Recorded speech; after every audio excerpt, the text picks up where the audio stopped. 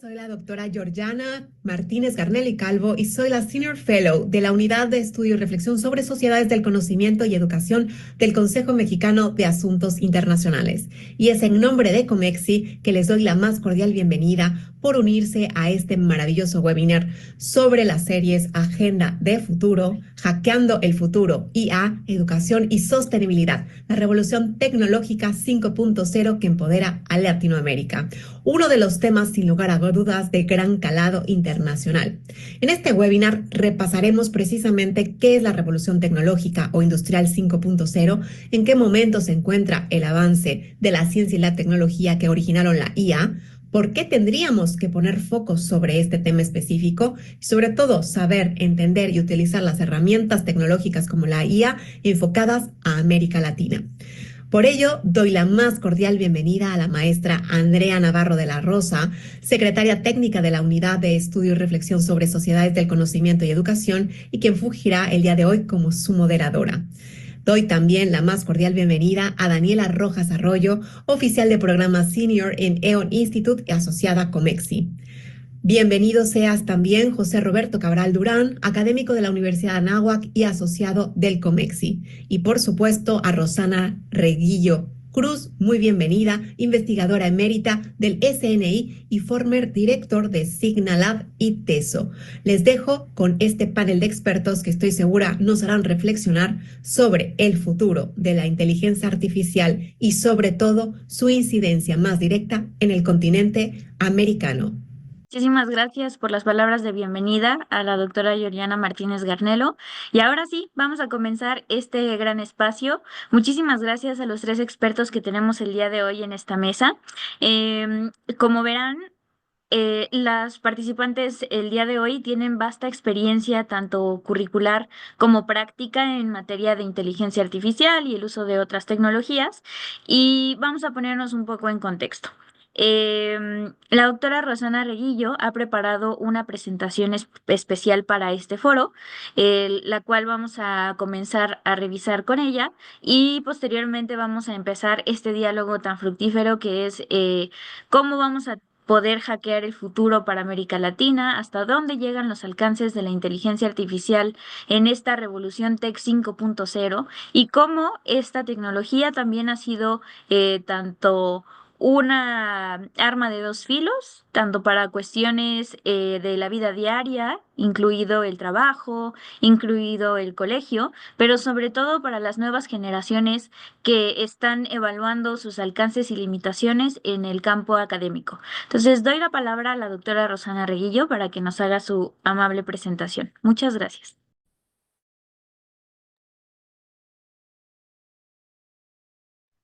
Tiene el micrófono apagado, doctora.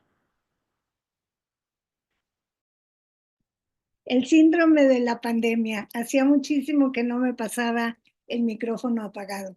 Bueno, decía que muchas gracias por la invitación y que muchas gracias a mis dos jóvenes interlocutores, a quienes les agradezco porque a mí me entró el síndrome de la aplicada y entonces preparé unas cuantas transparencias, digamos un poco como para facilitar la discusión, nada del otro mundo. Y entonces yo tomo la palabra primero, pero con el objetivo, digamos, de que esto sea muy horizontal y de que vaya y que venga. Entonces, a continuación voy a compartir mi presentación. Aquí está. Listo, la ven, ¿verdad? Sí, ya es visible, doctora. Ahora yo no la veo, permíteme un segundo, ya estoy.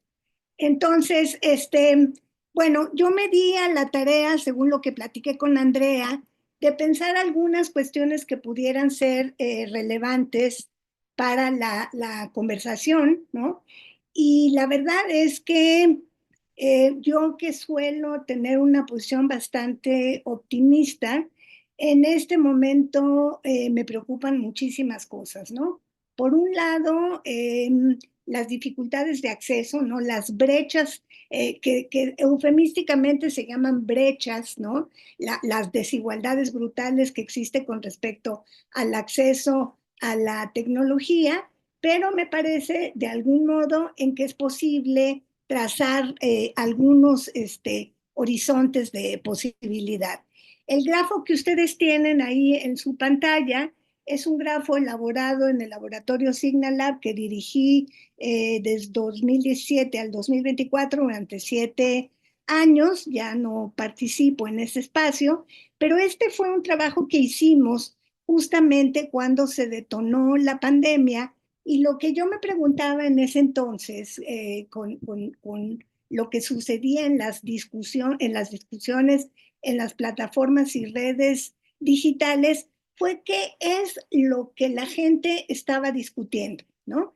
¿Qué es lo que la gente iba y posteaba? ¿Qué es lo que la gente iba y conversaba en X, etcétera? Y para mí fue muy impresionante ir viendo a lo largo de los días cómo las palabras que se utilizaban iban siendo distintas, ¿no? Entonces, la primera palabra que apareció fue la de insomnio, seguida de la de pesadilla, seguida de la de tristeza, y la última palabra que pudimos documentar a nivel de Big Data fue la de miedo, ¿no? Entonces, eso a mí me dejó pensando mucho de si no era absolutamente necesario replantearnos las preguntas con respecto a la tecnología, ¿no? Yo veo, afortunadamente no es una corriente mayoritaria, pero veo mucha obsesión, digamos, con la programación, con el código, con el hardware, ¿no? Con toda la dimensión de la infraestructura, pero me parece que lo que nos está faltando, no sé qué piensen Roberto y Daniela, pero yo encuentro una falta de imaginación política, por no decir también de voluntad política, ¿no? Entonces, podemos pensar, digamos, compitiendo con gigantes como Corea, con China, etcétera, pensar si es posible hackear este destino que no parece ser demasiado halagüeño para América Latina, pero desde la periferia, ¿no? Entonces, ¿qué significa pensar en el TEC 5.0, Industria 5.0? A mí realmente me emociona mucho porque yo que vengo de la antropología profunda, me produce una enorme preocupación que la tecnología no coloque al centro de sus reflexiones lo humano y lo interhumano, lo interespecies, ¿no? Entonces, no seguir las corrientes, sino tratar de imaginar el futuro, ¿no? Entonces, yo creo también, no sé cómo lo están entendiendo Daniela y Roberto, pero me parece que más que una tecnología, el 5.0 estaría marcando una dimensión ética fundamental, estaría marcando otra vez la preocupación por lo humano, que fue tan importante a principios del siglo XX, ¿no? Y la inteligencia artificial no solamente como una herramienta o como un fin, no solamente como un destino, sino fundamentalmente como una ayuda, como una aliada, como una cómplice fundamental, ¿no? Y que creo que eso tiene que empezar a pasar de manera cada vez de manera más frecuente. De manera muy rápida, no tengo por qué explicarlo si estamos entre expertos, ¿no? Entonces, lo que más me interesa marcar es la distancia que 5.0 representa con respecto de la industria 4.0, ¿no? Digamos, cómo se propone desde esta lógica algo diferente y pensar, por ejemplo, en el colocar, como ya dije, al ser humano al centro y al planeta, ¿no? En un momento en el que el llamado tecnoceno, ¿no? Está dejando huellas terribles en el planeta, ¿no? Entonces, el panorama es donde yo les digo que me preocupa un poco. Por supuesto, hay proyectos bellísimos, ¿no? Por ejemplo, el proyecto de la CEPAL, el proyecto de Uruguay, si hay tiempo podemos hincarle el diente a esto, Amazonía, ¿no? Que son proyectos, ¿no? Que buscan justamente esta articulación entre tecnología, educación, sustentabilidad y la pregunta por lo humano, ¿no? Sin embargo, lo que a mí me parece complicado es lo que se está gastando.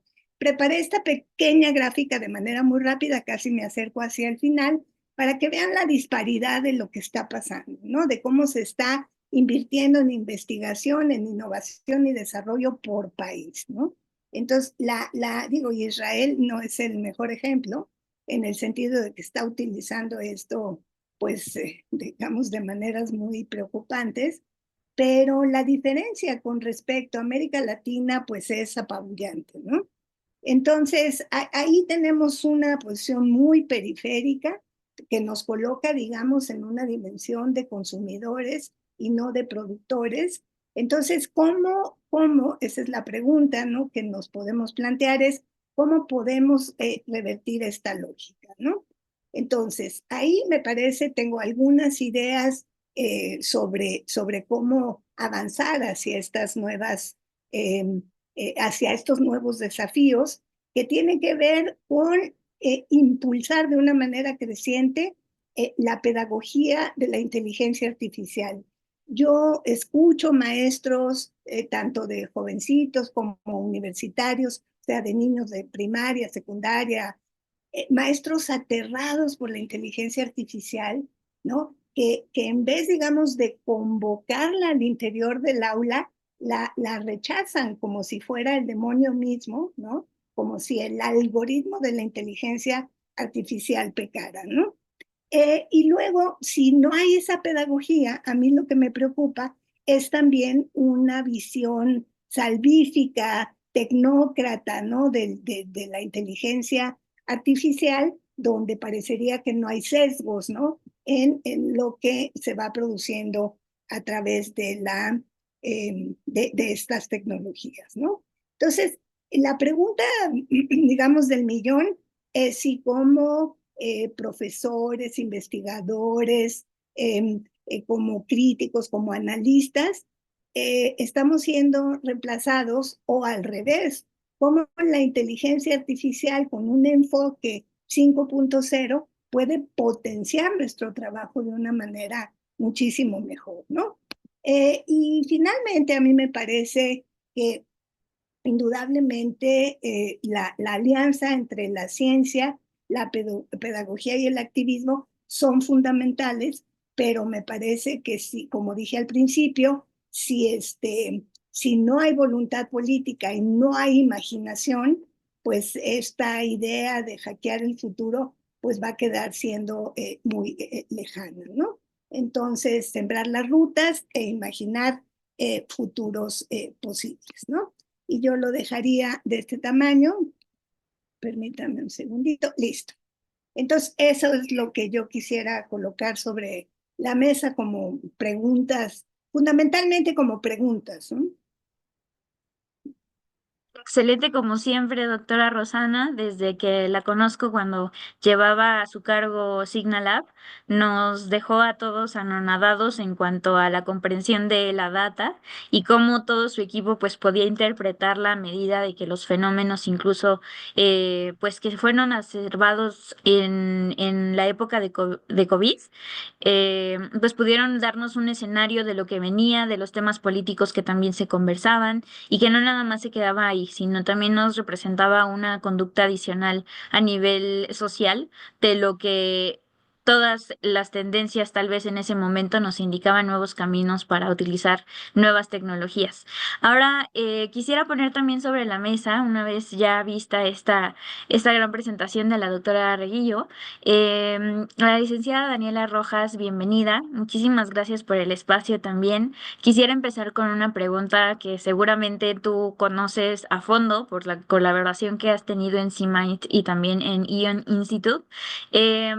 Pero creo que hay que regresarnos un paso hacia atrás en esta conversación. Para hackear el futuro, siempre hay que tener en cuenta los conceptos básicos y el contexto también, digamos, un poco histórico. Es muy reciente que se está hablando de esta transición tecnológica y de una era totalmente digital en la que América Latina, pues no siempre ha tenido este acceso por una constante de desigualdades que incluso la doctora Reguillo ya ha comentado. Pero en ese sentido, la mayoría que estamos aquí en la sala podemos ser o no expertos respecto a cómo surge esta revolución 5.0 y por qué es tan importante hablar sobre la inteligencia artificial como herramienta y no como fin. Adelante, licenciado. Hola, muy buenas tardes a todos y todas. Primero que nada, quiero agradecer a Comexi y a la Unidad de Estudio y Reflexión, Sociedades del Conocimiento y Educación por la invitación. De verdad es un gusto.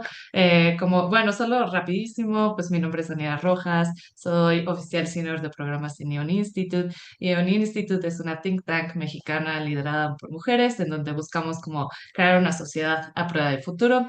¿Eso qué quiere decir? Una sociedad que tenga las capacidades para beneficiarse y ser más competitivos en el desarrollo y uso de tecnologías de frontera, pero pues que también puedan hacer frente a todos los desafíos que vienen con ella, que un poco ya nos ponía en contexto la doctora Rosana. Y entonces, bueno, para arrancar un poco, o sea, la razón por la cual estamos hablando de inteligencia artificial no solo es por el boom que surgió a finales del 2022 con el auge de la IA generativa, impulsado por el lanzamiento de ChatGPT 3.5, sino porque es una tecnología que está redefiniendo cómo nos comunicamos, cómo trabajamos, cómo aprendemos, la geopolítica, hasta partes como más filosóficas que ya un poco comentaban, ¿no? De quiénes somos como humanidad, etcétera, etcétera. Y pues no es una tecnología nueva, de hecho es una tecnología del siglo pasado. Puedo hablar sobre Alan Turing, pero bueno, creo que ya como que en general se conoce que Alan Turing es el padre de la inteligencia artificial, y surge como este concepto después de bueno, en la Segunda Guerra Mundial.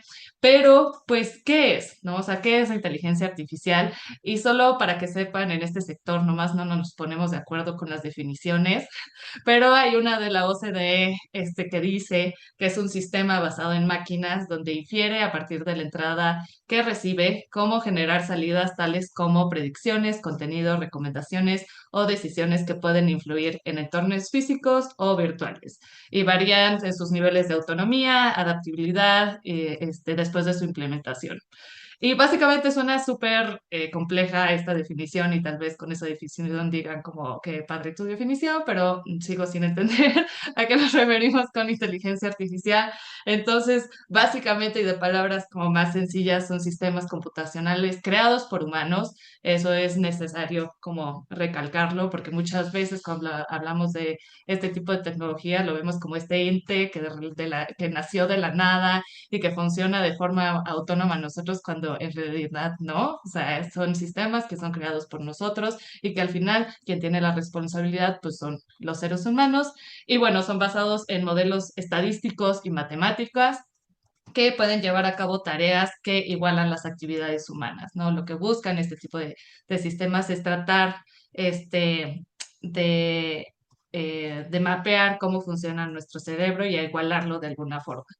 Entonces, pues hablando igual, o sea, con este boom, creo que mucha de la conversación se ha centrado como en IA generativa. Y la importancia de la IA generativa es que pues son estos sistemas que crean contenido nuevo y también lo pongo entre comillas porque también hay mucho debate alrededor de que si es realmente contenido nuevo o no, ya sea en texto, imágenes, audio y datos sintéticos. Pero pues de nuevo, la inteligencia artificial generativa no lo es todo y tampoco toda la inteligencia artificial generativa es solo ChatGPT, ¿no? Inteligencia artificial es como este concepto paraguas que engloba todo esto, pero después dentro de está como inteligencia artificial y dentro de esto tienes, por ejemplo, machine learning, que es uno de los campos de la inteligencia artificial y que es el que más se utiliza hoy en día para los sistemas a los que interactuamos día con día. Y después del Machine Learning, dentro del Machine Learning está Deep Learning, que es, por ejemplo, las redes neuronales. Y pues dentro de la IA generativa, por ejemplo, están los modelos de lenguaje de gran tamaño, que son como ChatGPT, Gemini, Copilot, Llama, etcétera, ¿no? Entonces, es bueno hacer como estas diferencias porque muchas veces cuando se habla de IA ya solo se piensa como en IA generativa y pues no, es mucho más amplio. Y pues a pesar de que esta conversación se ha centrado en cómo estos sistemas hacen más eficientes y más eficaces los procesos, ayudan a reducir costos, a generar ganancias, lo cual está bien. Lo interesante es cómo se están utilizando estos sistemas para poder resolver problemáticas económicas, sociales y ambientales. Entonces, solo como para cerrar mi participación y empezar como con la conversación, tenemos ya casos de uso donde se está utilizando en temas de agricultura, por ejemplo, con drones impulsados con inteligencia artificial, con visión computacional para monitoreo de sembradíos y poder detectar, por ejemplo, si le falta agua o si tiene, no sé si necesita abono o si tiene algún bicho, etcétera, etcétera. También en temas de salud para detección más temprana y a mayor escala de enfermedades. Aquí en México hay un caso increíble para la detección de retinopatía diabética, que es una de las causas número uno de ceguera no reversible pues, en el país. En procesos de enseñanza, que es uno de los temas que vamos a platicar hoy, pues para la personalización de la enseñanza. También para temas de medio ambiente, aquí en México también hay un caso de uso increíble en Yucatán para el monitoreo de entendimiento y preservación de jaguares y otras especies, así como manglares. Entonces, eso es como solo un poco, solo para no solo centrarnos en ser competitivos económicamente, sino también esta tecnología nos debería de ayudar a resolver estas problemáticas que llevamos arrastrando ya por mucho tiempo, pero pues tampoco la narrativa debería de ser, sí, ahora todos utilicemos inteligencia artificial. Como dice la doctora Rosana, lo deberíamos de ver solo como un instrumento más dentro de nuestra caja de herramientas. Es un medio, no solo un fin, y así es como lo deberíamos estar utilizando. Y esto está ligado principalmente a todos los posibles impactos negativos que pueden surgir en su desarrollo e implementación. Y ahí lo dejo. Excelente, muchísimas gracias. Y como siempre, Daniela Rojas nos ha sorprendido muchísimo porque en pocos años ha adquirido una conversación incluso a nivel internacional con varios expertos en la materia y que nos están ayudando un poco a entender más allá de estas limitaciones y los alcances que pueden llegar a tener las distintas herramientas tecnológicas. Una de ellas, por supuesto, la inteligencia artificial. Y aprovechando el último punto que toca Daniela Rojas, como lo es el campo académico y sobre todo cuál es esta forma en la que no nada más es hablar de un ChatGPT, no nada más es hablar de un Gemini, pero que tristemente o afortunadamente la población estudiantil ahora en México y América Latina pues lo está tomando como una herramienta más, incluso siguiendo una tendencia que ya está presente en Estados Unidos para hacer diversas, digamos, tareas académicas desde las más simples hasta las más complejas. Y sobre este contexto quisiera preguntarle ahora al maestro Roberto Cabral, ¿cuál es su opinión respecto al uso correcto de esta herramienta tecnológica y sobre todo rescatando los datos estadísticos también que nos compartió la doctora Reguillo, sabiendo que los docentes, pues al final... Como bien también lo comentó Daniela Rojas, no es que es una herramienta que vaya a eliminar la parte humana, de hecho viene de una creación humana donde se pone de por medio pues una serie de canales y una serie de máquinas que al final pues van a terminar simplificando las tareas, no así haciéndolas por nosotras, pero cuáles han sido esos retos, desafíos y a lo mejor proyecciones a futuro positivas que tú ves dentro de tu ámbito como académico y como consultor en esta materia, Robert. Muchas gracias, Andrea, y un gusto compartir panel con ustedes, Daniela, doctora Reguillo, y dialogar hoy de este tema que es uno de los temas fundamentales al que nos vamos a enfrentar en lo que será el futuro de nuestra sociedad, de nuestro país, de nuestra región y que se está escribiendo el día de hoy. En respecto a tu pregunta, y me ha tocado un poco observar este fenómeno desde dos lugares distintos. Pero quiero empezar con una pequeña historia que justo leía hoy por la mañana. Hay un artículo el día de hoy en el New York Times del día de hoy, y voy a poner un ejemplo que no es de América Latina, pero se me hace muy relevante, que es una entrevista con un estudiante que dice que por primera vez en más de un año se sentó a redactar un texto.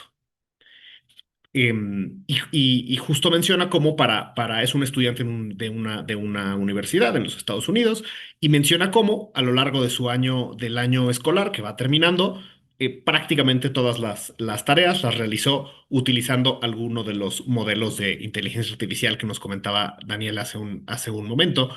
Y justo hacia final del semestre se sienta a escribir un texto de creación original desde cero, lo que mucha gente se ha enfrentado como el reto de la página en blanco y que me pongo a escribir, y se volvió como una experiencia de reencuentro con la escritura. Se me hizo una historia que creo que muchísima gente se podría enfrentar hoy a eso. Y al final, si vemos a lo que nos dicen muchos de los datos, es que el uso de la inteligencia artificial se ha vuelto central en el día a día de muchísima gente, tanto en el ámbito académico, tanto como para estudiantes, como para profesores, docentes, como en el ámbito profesional. Y, como un dato anecdótico, nosotros hacemos una encuesta cada año a CEOs y líderes de empresas globales. En 2023 les preguntamos quiénes dentro de sus organizaciones estaban invirtiendo en inteligencia artificial.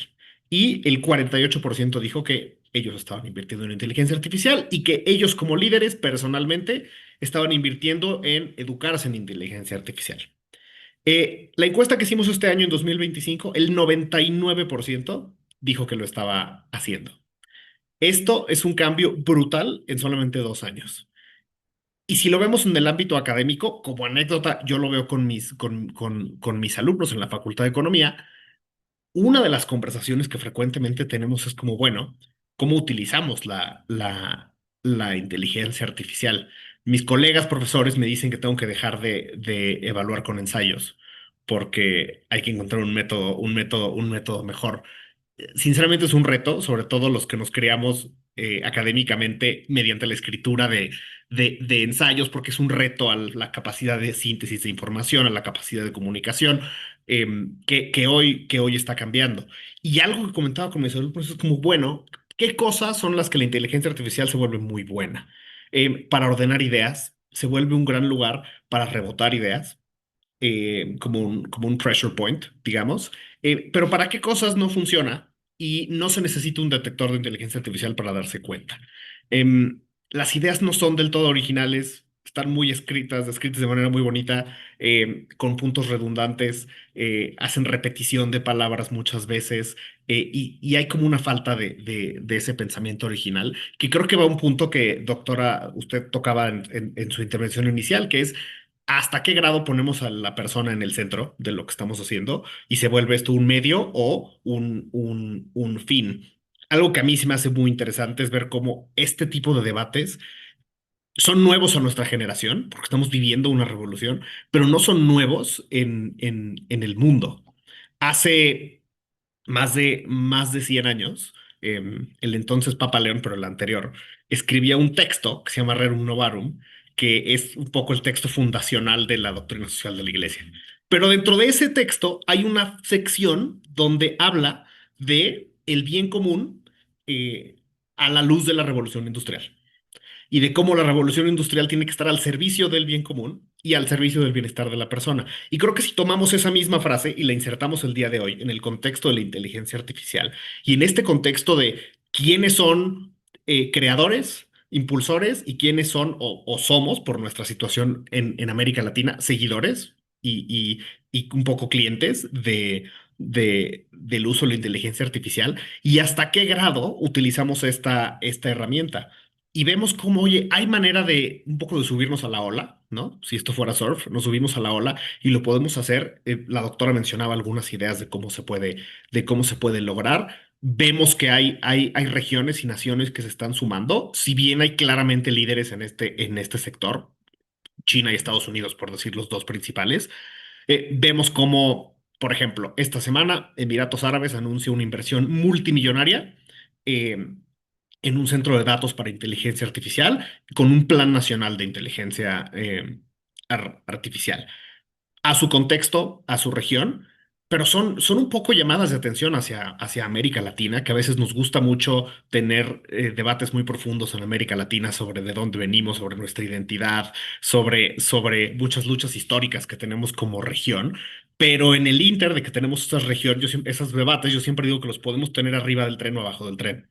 Entonces nos podemos quedar esperando o nos podemos subir a esta nueva revolución y tratar de ser una voz activa en cómo se utiliza y cómo en verdad puede servir al desarrollo de nuestra región. Al final somos una región donde alrededor de la mitad de la población vive en pobreza, donde en este país tenemos problemas de acceso, dejemos a internet, a electricidad estable.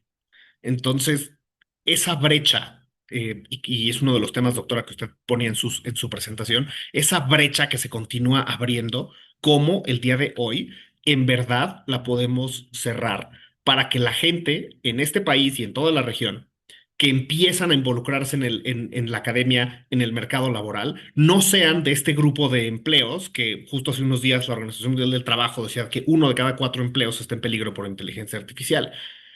Sería interesante distribuirlos geográficamente y poder saber eh, dónde está la distribución de esos empleos y creo que nos llevaríamos una mala sorpresa. Entonces, creo que lo dejo ahí para continuar con la conversación, pero regresando, Andrea, a tu pregunta inicial sobre la academia, creo que el reto principal es cómo le enseñamos a nuestros alumnos a pensar diferente en el uso de inteligencia artificial y no nada más como esto me ahorró tiempo haciendo la tarea o haciendo el examen o haciendo tal cosa, sino como una herramienta más que genere bienestar personal y bienestar social. Excelente, muchísimas gracias, Roberto. Justamente, pues bien comentas, ¿no? Debe ser una parte también que logre ayudarnos a alcanzar los objetivos de desarrollo del milenio, que incluso es parte fundamental también de todos los compromisos y de las agendas que tienen distintos gobiernos.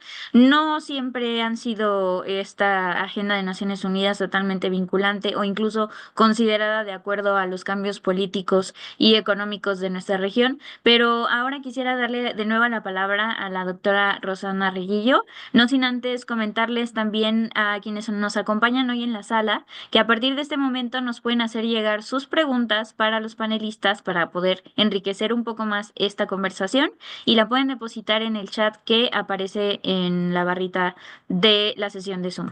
Adelante, doctora. Sí, gracias. Pues me interesó mucho escuchar a Daniela y a Roberto.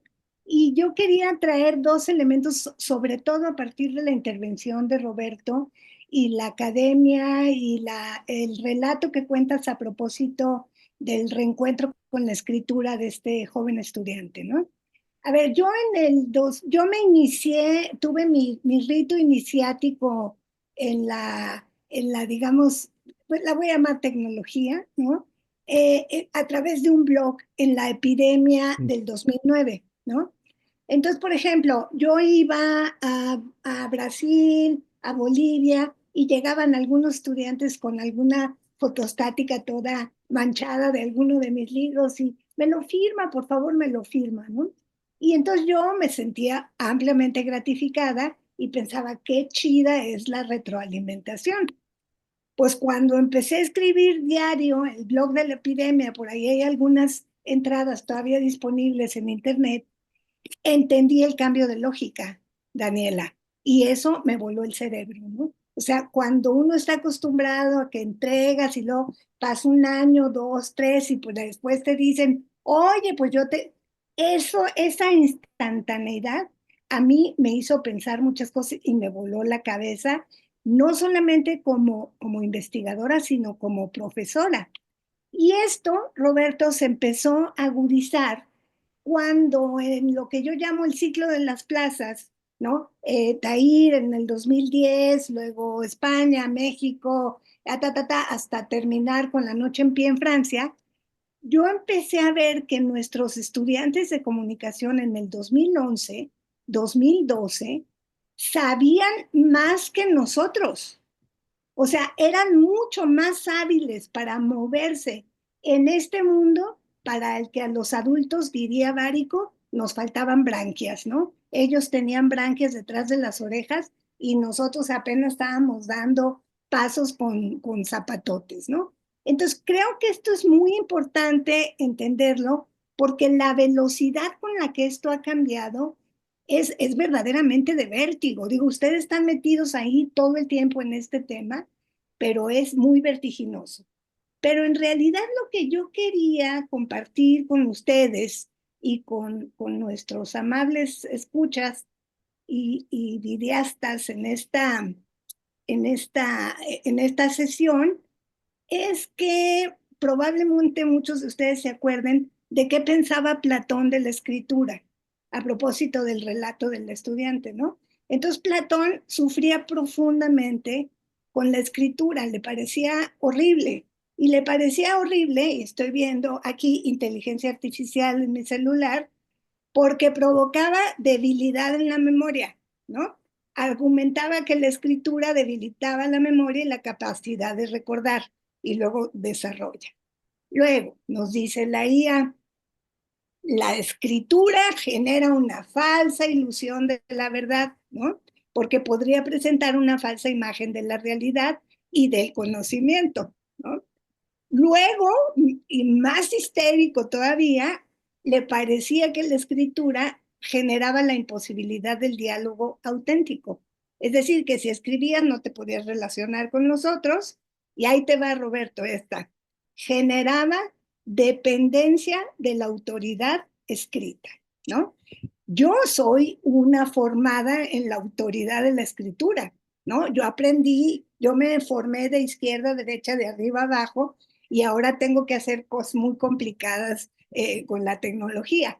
Pero a lo que voy es que uno de los desafíos para que realmente la academia, el activismo, empezaran a presionar a los gobiernos para que no sean estas inversiones ínfimas, es perder el miedo. O sea, no, como una camiseta que diga, no seas como Platón, ¿no? Impulsa la IA o impulsa el pensamiento complejo a través de la IA, ¿no? Entonces, creo que son muchos los desafíos, pero, pero yo todavía veo miedo o veo, en eso coincidimos los tres, me parece, lo dijimos de alguna manera los tres, no todo es IA generativa, pero creo que el uso instrumental de la inteligencia artificial está opacando, no ocultando, opacando toda su potencialidad. Daniel habló de proyectos, pero por ejemplo, ¿qué podemos hacer con inteligencia artificial y con esta herramienta Tech 5, esta lógica, más que herramienta 5.0, por los desaparecidos, por los homicidios, por las zonas de inundaciones en las ciudades, por las zonas de alto riesgo climático? Es decir, hay mil cosas, pero otra vez vuelvo a lo mismo. Si los docentes no tienen imaginación política, metodológica, socialmente comprometida, que puedan decir,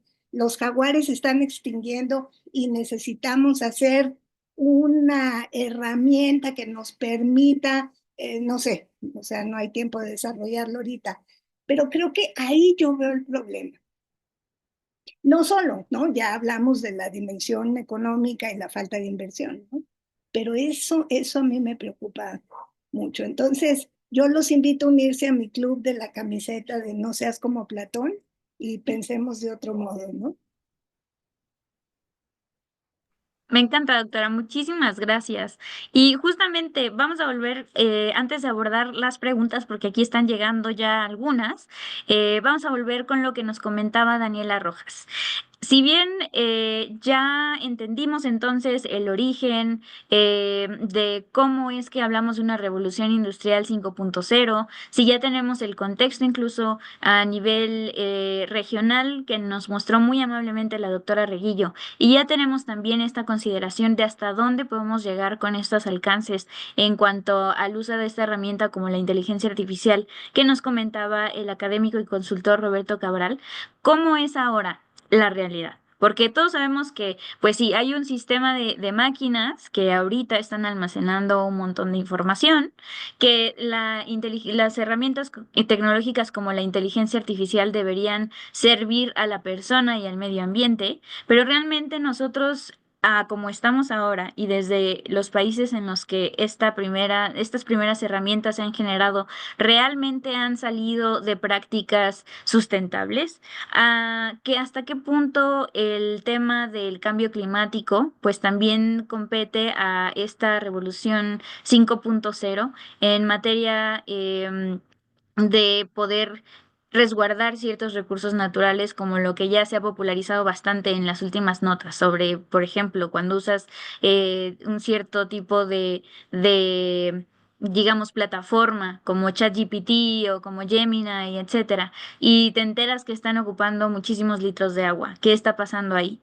¿Hacia dónde podemos redirigir estos esfuerzos y sobre todo esta parte de no tener esta tendencia o cómo comprender a las nuevas generaciones también, porque nosotros ahorita estamos hablando desde un sillón en la que estamos como puentes entre la generación X, la boomer y la generación centennial y las que vengan, que tienen una comprensión mayor a las tecnologías y que realmente poco les importa el fondo y la forma, solamente quieren tener esta, digamos, tendencia para no generar con la famosa palabra ahora FOMO, ¿no? De no estar incluidos en esta manera de poder utilizar inteligencias artificiales o cualquier otra herramienta que venga en el futuro. ¿De qué manera se puede equilibrar esta parte que no está siendo sustentable o a lo mejor sí lo es?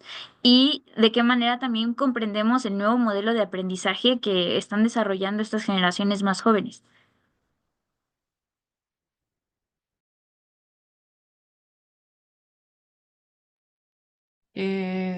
¿Quieren que yo arranque? Sí, ¿Cómo sí, la hacemos? adelante, Creo que adelante, tocaste Dani. muchísimos temas. Andrea, voy a ver cómo navegarlo un poquito.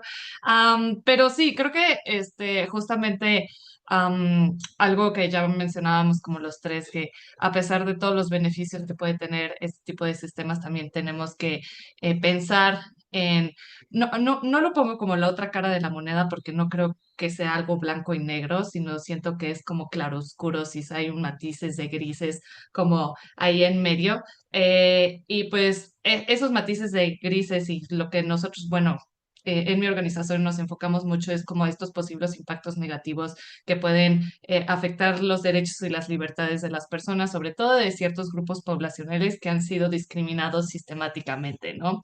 Entonces, si estamos creando este tipo de tecnologías y como lo vemos nosotros, es que no debería solo para crear como equidad, que es un poco como nivelar el campo de juego dentro de la conversación, sino para crear justicia, es decir, como eliminar estos, pues la raíz de los problemas, ¿no? Y crear cambios sistémicos. Entonces, si no lo estamos viendo así, pues entonces para mí es un poco como una pérdida de tiempo y deberíamos de enfocarnos más en eso. Pero bueno, tal vez mi visión es un poco idealista, etcétera, pero porque si están, o sea, nosotros lo vemos así porque ya estamos teniendo muchos casos de uso de cómo están impactando ese tipo de tecnologías en los derechos y las libertades de las personas. Y eso se ve desde temas de privacidad hasta temas de sesgos, hasta los temas de alucinaciones, hasta el tema de cambio climático, como ahorita tú mencionabas, Andy, que si bien volvemos a lo mismo, nos puede ayudar como a poder monitorear, entender y preservar la flora y fauna a nivel mundial, pues también tiene este lado donde pues se está utilizando muchísima energía, ya tienes centros de datos que están utilizando la misma energía que ciudades grandes, o sea, nada de que la ciudad ahí medio desconocida en medio de la nada, o sea, que está utilizando la misma energía que, por ejemplo, Houston, eso es muchísimo, o sea, una ciudad bastante grande ya en Estados Unidos, y donde además, por ejemplo, Argentina creo que la semana pasada o esta semana anunció que se quería volver un país de centros de datos, y ser como el país en Latinoamérica de centros de datos, lo cual después salieron a decir como, bueno, y no tienes la energía, ¿cómo lo vas a hacer, no? Entonces, estas conversaciones pues también se centran como justamente como en estas contrapartes, y bueno, por eso alrededor de de esto se han creado como una serie de estándares, principios de cómo deberíamos estar desarrollando, utilizando los sistemas de inteligencia artificial. Uno de los documentos más importantes alrededor de eso es el de la UNESCO, en los principios de IA de la UNESCO. ¿Por qué? Porque además si los 195 países pues los han reconocido, y en donde tocan temas desde no discriminación, hasta temas de sustentabilidad, hasta transparencia y explicabilidad, que transparencia y explicabilidad es como que te digan cómo están utilizando los datos, cómo lo están procesando, para qué se está utilizando el modelo, cómo se llega a una respuesta, etcétera, hasta muchos otros, ¿no? Son muchísimos principios. Yo lo que veo como el mayor desafío hoy en día es que estos principios suenan muy bien en el papel, pero después trasladarlo y operacionalizarlos al día es complicadísimo. Las empresas, las organizaciones, los gobiernos no saben cómo implementar este tipo de principios. Entonces, se necesitan manuales, se necesitan herramientas para ver cómo cambiar esta perspectiva y entonces se sepa, pues, si hablamos de transparencia y explicabilidad, qué es lo que se tiene que hacer y no solo dejarlo en el papel. Y un poco en el tema de la educación, me encantó las intervenciones de la doctora de José Roberto. Solo como anécdota, estuve brindando un taller hace un par de años, justo cuando fue el boom de ChatGPT 3.0, a docentes de escuelas públicas en León. Y llegaron muchos docentes, muchos docentes, eran como más de cientos de personal docente y estaban genuinamente interesados en la herramienta, ¿no? O sea, como que querían aprender de ella, se querían quitar el miedo, porque creo que mucho justo del miedo viene como de el no saber de dónde viene esta herramienta, qué va a significar. Y creo que más bien, como que este boom lo que hizo es que está desafiando el cómo se está llevando a cabo los procesos de enseñanza. Llevamos muchos años como con lo mismo, no replanteándonos si estamos haciendo lo ideal dentro de la educación y eso también pone en jaque al personal docente, ¿no? Y no se les está dando tampoco orientación al respecto, los están dejando muy como, pues a ver cómo tú lo resuelves y a ver cómo cada quien lo resuelve, ¿no? Entonces, creo que se necesita mucho más capacitación al personal docente como en este tipo de temas. Un profesor de la Universidad de Arizona me comentó cómo él más o menos trataba de llevar a cabo esto y se me hizo súper interesante. Y lo que hace, como muy ligado también al tema del pensamiento crítico, es que le pide a sus estudiantes y a sus estudiantes que le compartan como el link de la conversación que tienen con ChatGPT. Entonces, lo que él evalúa también es qué conversaciones estás teniendo con los LLMs, ¿no? O sea, como sé que están utilizando la herramienta, sé que lo van a utilizar de alguna otra forma y además porque después van a salir al mercado laboral y lo van a tener que utilizar. Entonces, bloquearlo no funciona para nada. Y entonces lo que él hace es como, ok, pero pásame el link y entonces voy a evaluar cuál ha sido como tu conversación y cómo han sido tus prompts. Entonces, eso se me hace como, no digo que sea la solución, pero creo que se me hace un muy buen ejemplo de cómo pueden llevar a cabo como este tipo de cosas desde el personal docente. No sé si contesté la pregunta porque como que fueron muchos temas, pero bueno, también es para arrancar la conversación más.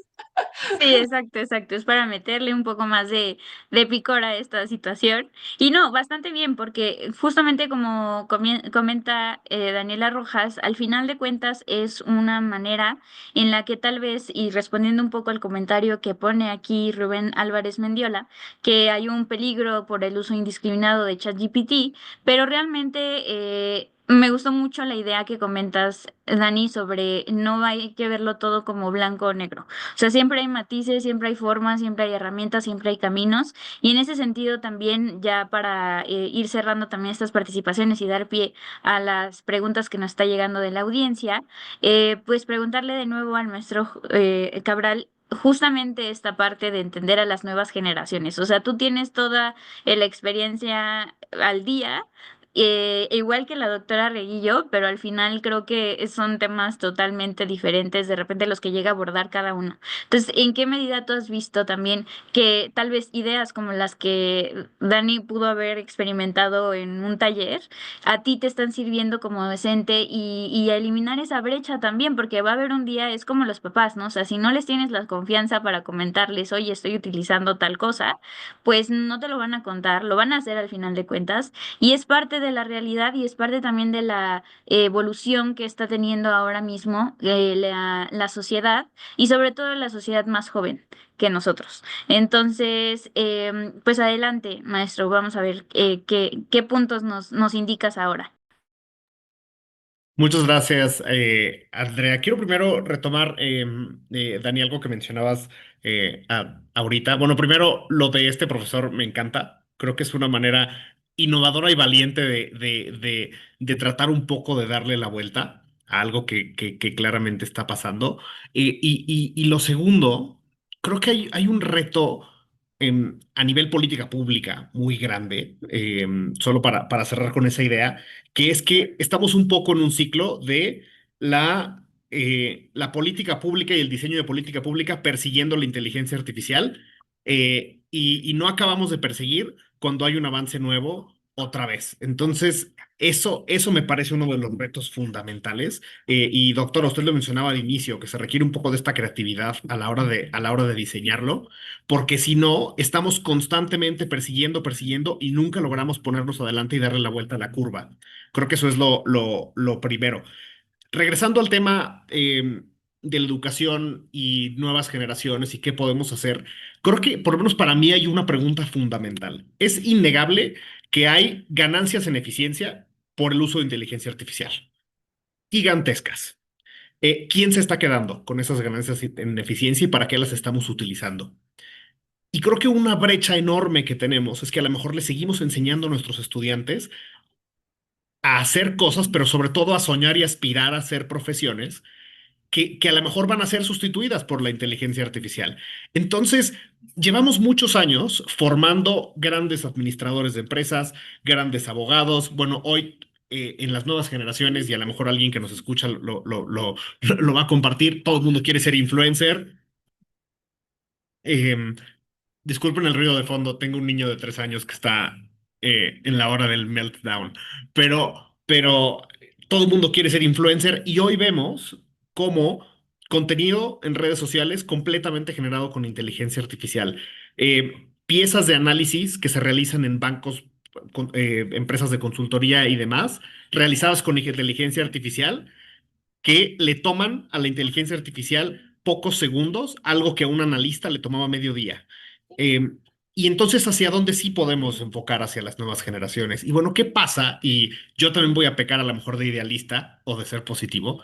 Si empezamos a redirigirnos un poco más hacia las artes clásicas, eh, las humanidades, hacia cosas que nos hacen profundamente humanos y que en un mundo ideal, si las ganancias en eficiencia que tenemos por la inteligencia artificial las vamos a poder utilizar en mejorar estándares de vida, solucionar muchos de los problemas profundos que tenemos como sociedad, bueno, ¿qué vamos a hacer después? A lo mejor nos vamos a encontrar que la vida no es para trabajar, sino para vivir y para hacer otras cosas. Entonces, creo que a lo mejor está un poco dentro del más profundo idealismo, pero creo que se vale que le digamos a las nuevas generaciones que se vale aprender a soñar, a que vas a tener el tiempo de hacer otras cosas y que no tienes que entrenar para ser un empleado 9 a 6, ¿no?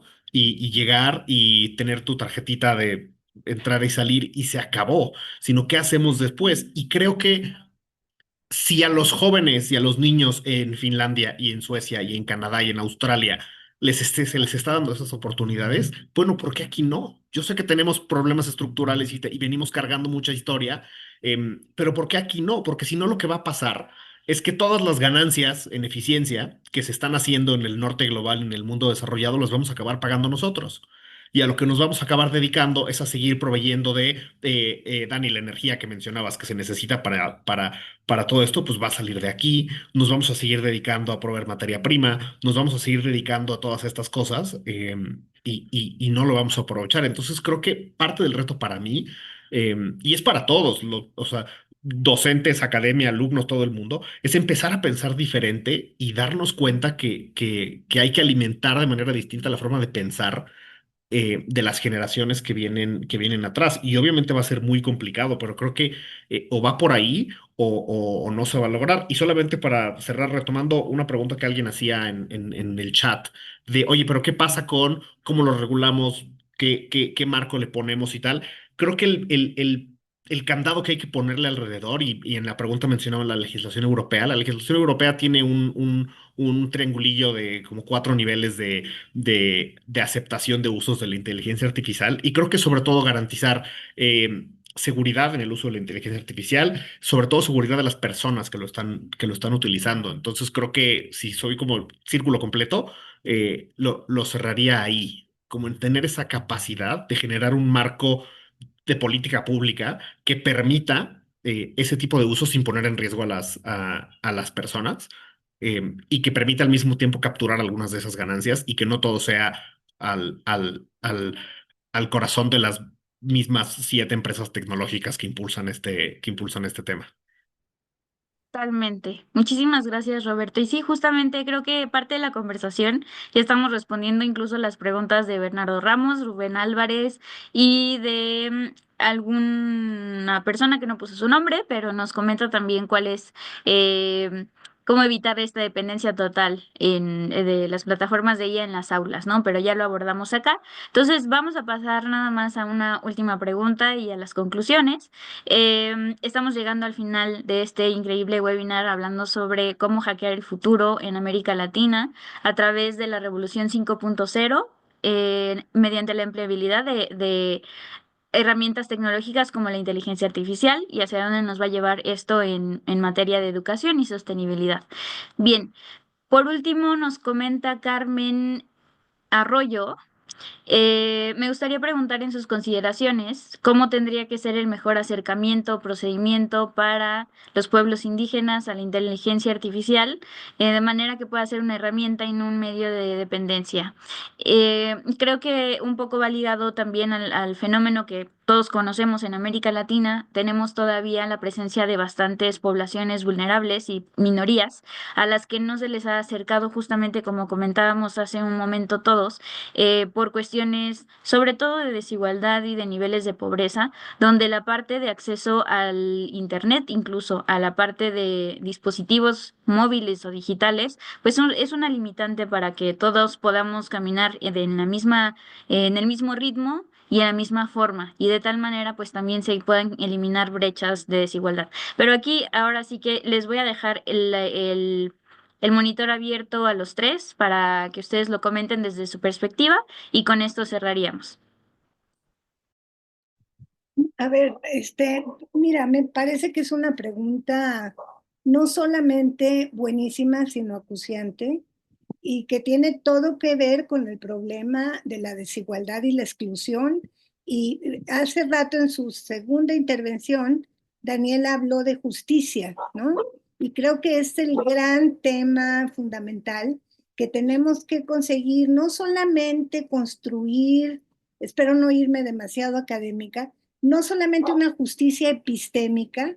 ¿Qué significa esto? Una justicia que haga honor, digamos, a las diferentes formas de conocimiento de las sociedades, sino también a una justicia en los accesos a la tecnología, ¿no? Ese es un primer elemento.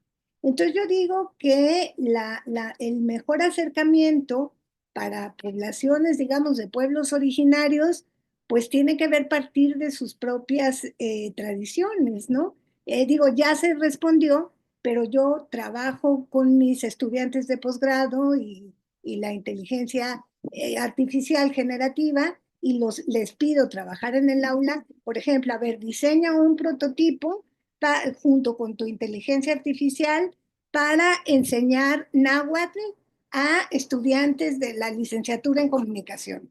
Y tú, por favor, vete a aquel rincón y diseña con tu inteligencia artificial una investigación exhaustiva sobre las condiciones de exclusión de los pueblos originarios en América Latina y se puede, porque tú le puedes pedir a la inteligencia que te haga una investigación en profundidad. Entonces, ¿qué está pasando ahí, por ejemplo, no? Ahí está aprendiendo el estudiante. No es la inteligencia haciendo las cosas, es el estudiante sabiendo hacer cosas, ¿no? Entonces, por ejemplo, yo insisto a mis colegas que lo que urge es hacer una licenciatura en diseño de prompts lo más pronto posible del mundo, porque los que sepan interactuar de esa manera inteligente con la inteligencia artificial para generar a ver si soy más capaz de decirlo de esta manera, desde mi lógica, digamos, más de ciencias sociales. A ver, yo voy a hacer una investigación y tengo una teoría, ¿no? En este caso la teoría sería la vulnerabilidad de las poblaciones indígenas, ¿no? Y tengo una realidad empírica, que es la comunidad donde esta persona que nos pregunta quiere implementar la inteligencia artificial de la mejor forma posible. Lo que tiene que salir del encuentro entre la herramienta y la comunidad es un tercer texto, ¿sí? O sea, generar un tercer espacio, una tercera narrativa que responde a la articulación entre lo que puede hacer la herramienta y lo que preocupa a la comunidad. Esto me parece que resulta ser fundamental. Pero, digamos, ojalá que Roberto sea profeta en su tierra y podamos imaginar que realmente las universidades van a apostar por la formación de ese nuevo profesionista que no va a checar tarjeta, ¿no? O sea, también a las universidades hay que agarrarlas a cachetadas con mucha frecuencia, ¿no? Entonces, pero mientras eso sucede, pues yo creo, a ver, yo soy muy fan de la micropolítica, es decir, de pequeños esfuerzos que se van convirtiendo en gotas que van minando y minando y minando y van generando alternativas, ¿no? Entonces yo no tengo una visión, lo que más me preocupa, sí, eso sí me enoja, es la desigualdad, ¿no? Pero creo que hay maneras, que hay iniciativa privada, que no todo es el gobierno. Bueno, ahora con el señor del color naranja, pues están los proyectos financiables, están muy escasos, ¿no?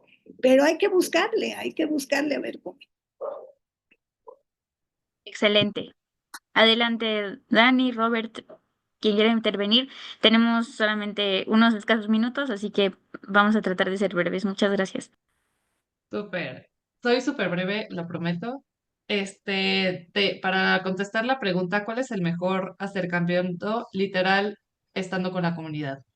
O sea, preguntándoles cuáles son las necesidades, qué es lo que necesitan, etcétera, etcétera, porque después seguimos con este complejo como de colonizadores y que nosotros también tenemos la respuesta a todo y que ya tenemos como la solución a sus problemas cuando en realidad no. Entonces, lo que no necesitan es un LLM, lo que necesitan es más infraestructura de conectividad, empezando por ahí, ¿no? Entonces, creo que sí, trabajando de cerca con esas comunidades. Em, y de hecho, yo conocí apenas a una mujer que tiene una iniciativa sobre ciberseguridad en Oaxaca. Se me hizo increíble. O sea, no está en Oaxaca, Oaxaca, sino está en comunidades más aledañas. Y siento que sí, o sea, como ese tipo de cosas tienen que surgir y me encanta que surjan también desde las comunidades y no desde entes externos que vienen a decirles cómo hacer las cosas. Entonces, bueno, siento que ese es el mejor acercamiento, para ser breve. Excelente. Muchas gracias. Próximamente va a haber una parte 2, así que podamos abordarlo más a profundidad. Adelante, Robert. Muchísimas gracias. Muchas gracias. También para ser muy breve, solamente quisiera cerrar con un último tema, que es la responsabilidad de la iniciativa privada en el uso de la inteligencia artificial. Y es porque es innegable que se puede utilizar, y creo que todos hemos tocado el tema, pero es innegable que se puede utilizar para ser más rentables, para ser más eficientes, y un poco, para hacer la historia muy cortita, para tener más utilidades. Por supuesto que se puede utilizar y se está utilizando para eso, pero hay una responsabilidad compartida con las comunidades donde cada ente de la iniciativa privada trabaja, con las comunidades históricas con las que ha trabajado. Hay una responsabilidad de impacto positivo, y creo que no se trata de un tema obligado, impuesto de más, pero tiene que ser una responsabilidad desde la ética de tener ese impacto, porque sí existe una responsabilidad eh, en, en, en asegurarse que el cambio que se está dando hoy va a generar un bienestar, ya sea en su entorno inmediato o en la industria en la que participan o en el mundo en general. A mí algo que me encanta y que creo que tenemos una responsabilidad todos de hacer es en retar a las industrias o empresas con las que trabajamos a pensar cómo el uso de inteligencia artificial y de nuevas tecnologías va a mejorar el entorno en el que están. Y esto para cada industria y para cada empresa se ve muy distinto. Hay quien tenga que ver más trabajo con la comunidad, más trabajo con estas comunidades indígenas que comentábamos. Hay quien tiene que evaluar su impacto ambiental.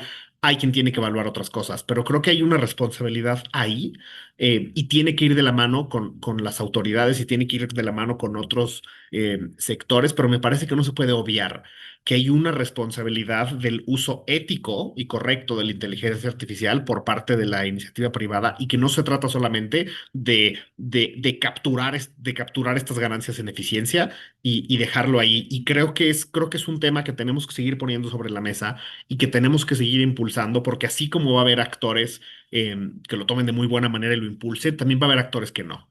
Y va a haber actores que van a pelearlo hasta el final. Y creo que ahí es donde tenemos un reto en espacios como este, promovido por Comexi y desde las trincheras que todos tenemos, de seguir hablando de estos temas, ¿no?